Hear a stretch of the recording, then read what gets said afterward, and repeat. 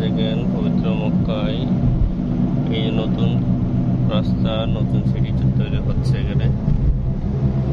এই সামনে এগুলো পার্ক হবে।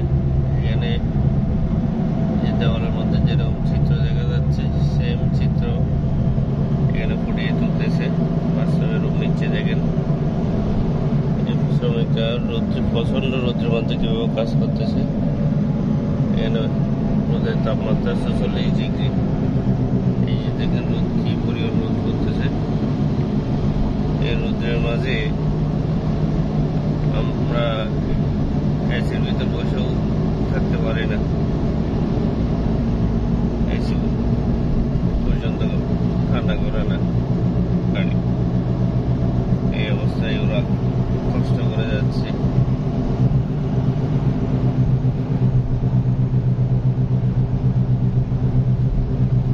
এখানে রডগুলো এত পরিমাণ গরম হয়, ডাইরেক্ট লাগলে হাতের সামনে সহ